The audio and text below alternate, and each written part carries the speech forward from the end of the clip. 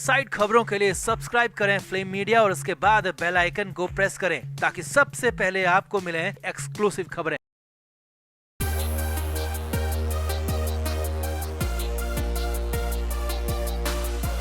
पात्रा चौल घोटाले में फंसे शिवसेना सांसद संजय राउत पर नई मुश्किलात पड़ी है, क्योंकि संजय राउत के खिलाफ एक और केस की जांच की आज आ गई है। दरअसल मुंबई के 100 करोड़ रुपए के कोविड सेंटर घोटाले में नए खुलासे हुए हैं और इन्हीं नए खुलासों के आधार पर दावा किया गया है कि कोविड सेंटर घोटाले में भी संजय राउत शामिल हो सकते हैं और इसी दावे के साथ राउत के खिलाफ सबूत होने की बात भी कही जा रही है। और सबसे बड़ी बात ये है कि मुंबई पुलिस के साथ ही इस केस में ईडी की एंट्री भी हो चुकी है और ईडी की एंट्री के साथ ही ये केस और भी ज्यादा गंभीर हो गया है और माना जा रहा है कि अगर कोविड सेंटर घोटाले में सुजीत पाटकर के साथ संजय राउत भी शामिल पाए गए तो राउत पर मुश्किलें 10 गुना बढ़ जाएंगी।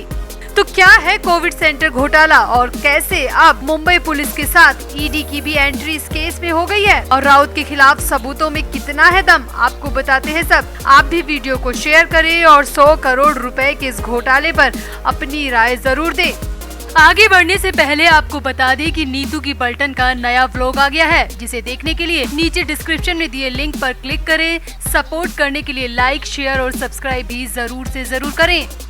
तो पात्रा चौल घोटाले में 672 परिवारों की बद्दुआएं संजय राउत को लगी हैं। 672 परिवारों को सड़क पर लाने का जिम्मेदार संजय राउत को माना गया है और इसीलिए ईडी ने प्रवीण राउत और सारंग बधावन के साथ ही संजय राउत को भी जेल में डाल रखा है। 1034 करोड़ रुपए के घोटाले की जांच ईडी लगातार कर रही है और इस केस से जुड़े तमाम लोगों को धीरे धीरे रडार पर लिया जा रहा है। ईडी इस केस से जुड़ी छापेमारी अब भी कर रही है और फिलहाल तो संजय राउत कोर्ट के आदेश के मुताबिक 5 सितंबर तक जेल में बंद है। अब जहां संजय राउत जेल से बाहर आने की कोशिशें कर रहे हैं, वहीं अब दूसरा घोटाला संजय राउत की रातों की नींद और दिन का चैन छीनने के लिए काफी है।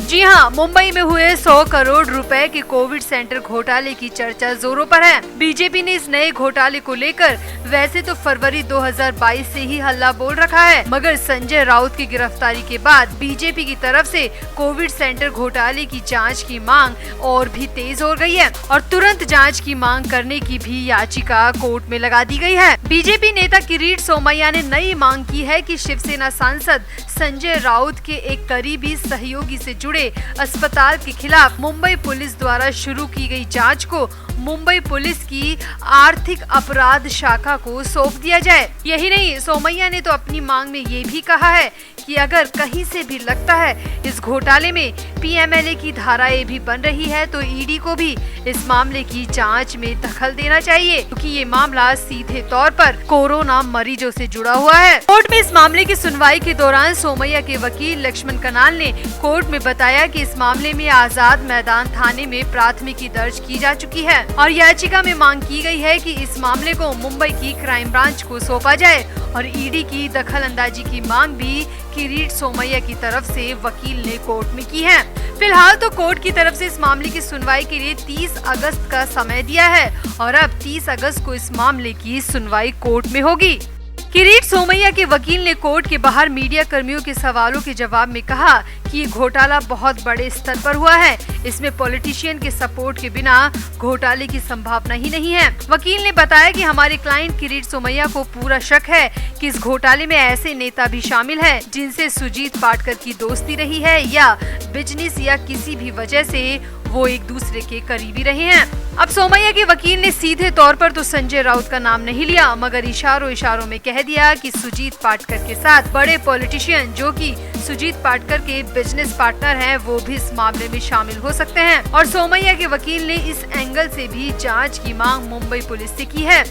अब वहीं इधर प्रेस कॉन्फ्रेंस को संबोधित करते हुए किरीट सोमैया ने कहा कि उन्होंने इस मुद्दे पर उपगृह मंत्री देवेंद्र फडणवीस और वरिष्ठ पुलिस अधिकारियों के साथ चर्चा की है। जल्दी इस मामले को ईओडब्ल्यू को ट्रांसफर कर दिया जाएगा। मामले में धाराएं गैर जमानती है और मुझे यकीन है कि केस के आरोपियों को जल्द से जल्द गिरफ्तार कर लिया जाएगा। साथ ही साथ सोमैया ने बताया कि अगर जरूरत पड़ी तो राष्ट्रीय जांच एजेंसी भी इस मामले में दखल दे सकती है। तो अब किरीट सोमैया की बातों से लगता है कि उन्हें पूरा शक है कि संजय राउत भी इस घोटाले में शामिल हो सकते हैं। इसीलिए सोमैया बार बार ईडी की एंट्री को लेकर बहुत ज्यादा उत्साहित हैं। खैर फिलहाल तो पात्रा चौल स्कैम में फंसे राउत पर कोविड सेंटर घोटाले की आंच भी पहुंचती दिख रही है, जो कि संजय राउत के लिए किसी आफत से कम नहीं है। तो आपको क्या लगता है, क्या इस नए घोटाले में राउत का कनेक्शन हो सकता है? क्या वाकई में बीजेपी नेता के पास इस बात के सबूत हैं? और अगर ईडी इस मामले की जांच करती है तो राउत की मुश्किलें कितनी और बढ़ जाएंगी? आप भी अपनी राय कमेंट बॉक्स में जरूर दें और वीडियो को भी शेयर करें। आगे बढ़ने से पहले आपको बता दें कि नीतू की पलटन का नया व्लॉग आ गया है, जिसे देखने के लिए नीचे डिस्क्रिप्शन में दिए लिंक पर क्लिक करें। सपोर्ट करने के लिए लाइक, शेयर और सब्सक्राइब भी जरूर से जरूर करें। तो शिवसेना नेता और सांसद Sanjay Raut Arthur Road jail में बंद हैं। राउत के जेल जाने के बाद से उद्धव ठाकरे के सपोर्टर और पार्टी के लोगों के मन में यही सबसे बड़ा सवाल था कि आखिर अब संजय राउत की गैर मौजूदगी में मुखपत्र सामना में उग्र संपादकीय और साप्ताहिक कॉलम कौन लिखेगा, क्योंकि राउत जेल में बंद हो चुके हैं और बाहर आने की राह फिलहाल दूर दूर तक बनती नहीं दिख रही। ऐसे में सामना को लेकर उद्धव ठाकरे की पार्टी बेहद परेशान थी और लोगों की जिज्ञासा तब और बढ़ गई जब सामना के साप्ताहिक कॉलम में कड़कनाथ मुंबईकर के नाम से लेख छप गया। कई लोग इस नाम को देखकर चकित हो गए, क्योंकि ये नाम पूरी तरह से अनजान था, अपरिचित था। अब कड़कनाथ मुंबईकर के बारे में जानने की कोशिश की गई तो सामना कार्यालय ने ये कहते हुए विवरण देने से मना कर दिया कि यह संपादक उद्धव ठाकरे का विशेषाधिकार है, इसीलिए कड़कनाथ मुंबईकर के बारे में ज्यादा कुछ नहीं बताया जा सकता। हालांकि सूत्रों का कहना है कि कड़कनाथ मुंबईकर नाम साप्ताहिक कॉलम के लिए इस्तेमाल किया जाने वाला एक कलम नाम है, यानी कि एक पेन नेम है। इस नाम का कोई व्यक्ति नहीं है, बल्कि बाईलाइन आर्टिकल के लिए इस पेन नेम को यूज किया गया है। अब सूत्रों की माने तो सामना में उद्धव ठाकरे के इस फैसले से संजय राउत बेहद खफा हैं। अब संजय राउत को जेल में टीवी देखने और न्यूज़पेपर पढ़ने की इजाजत है, इसीलिए राउत को जेल से बाहर क्या कुछ चल रहा है इसकी पूरी जानकारी रहती है। इसीलिए राउत को ये भी पता चल गया कि सामना से अब उनका नाम पूरी तरह हटा दिया गया है और उनकी जगह पर कड़कनाथ मुंबईकर का नाम दे दिया गया है, जो कि राउत के लिए किसी बड़े झटके से कम नहीं है। जब उनके हिरासत में होने के बावजूद उनके नाम से सामना में साप्ताहिक कॉलम प्रकाशित हुआ था, तब ईडी ने कहा था कि वो सामना के साप्ताहिक कॉलम की जांच करेंगे। सामना का ये रोक टोक साप्ताहिक कॉलम 7 जुलाई को संजय राउत की बाईलाइन यानी कि संजय राउत के नाम से प्रकाशित हुआ था, जिसके बाद उद्धव ठाकरे ने सामना के संपादक होने के नाते संपादकीय से राउत का नाम फिलहाल तो हमेशा के लिए हटा दिया है। जिस सामना को राउत ने बुलंदियों तक पहुँचाया, अपनी धारदार कलम से चमकाया, उस सामना से संजय राउत का नाम मिटा दिया गया है। साफ शब्दों में कहा जाए तो उद्धव ठाकरे ने राउत से सामना को भी छीन लिया है, जो कि राउत के लिए किसी सदमे से कम नहीं है।